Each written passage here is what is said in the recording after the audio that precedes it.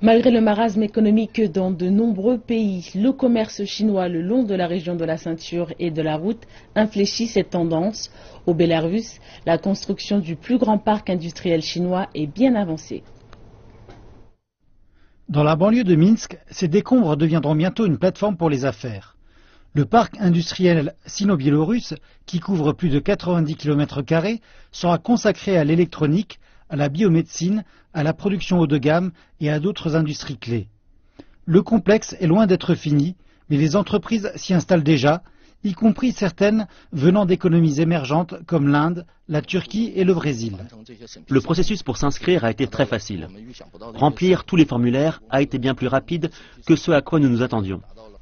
Conçu comme un projet modèle de la route économie de la soie, ressuscité par Beijing, ce parc industriel vise à connecter davantage l'Asie et l'Europe en offrant des incitations fiscales. De nombreuses zones économiques telles que celle-ci se sont développées l'an dernier.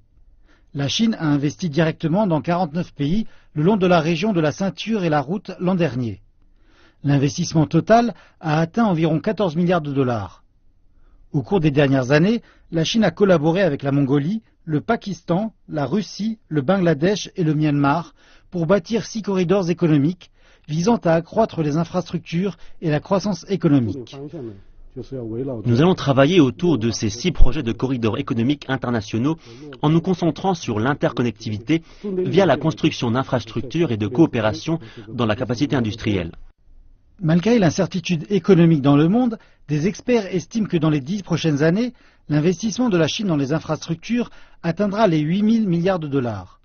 Et il ne fait aucun doute que cette initiative ambitieuse amènera de véritables bénéfices aux pays impliqués.